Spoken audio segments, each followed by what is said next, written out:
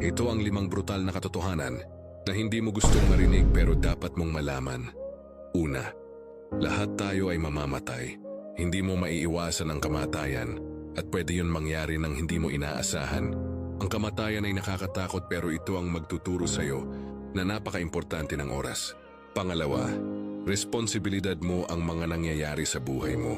Kung anuman ang mga nangyayari sa iyo ngayon, ay resulta yan ng mga desisyon mo sa nakaraan. Ang buhay mo ay responsibilidad mo at walang ibang tutulong sa iyo, kundi sarili mo lang. Ikatlo, lahat ng mahal mo ay iiwan ka balang araw. Pati ang magulang mo ay mamamatay at ang mga mahal mo ay iiwan ka pagdating ng panahon. Alam ko nakakatakot, pero ito ang magsasabi sa iyo na i-cherish mo ang bawat araw na kasama mo sila. Ikaapat, lahat ng mga naipundar mo ay hindi mo madadala sa hukay. Mag-isa ka lang sa kabaong pagdating ng panahon at lahat ng naipundar mo ngayon ay ibang tao ang makikinabang. At panghuli, lahat ay nagbabago ang itsura, katawan at relasyon. Lahat yan ay tumatamlay. Kaya huwag kang mabuhay sa nakaraan, tanggapin mo ang pagbabago at magpatuloy ka sa buhay.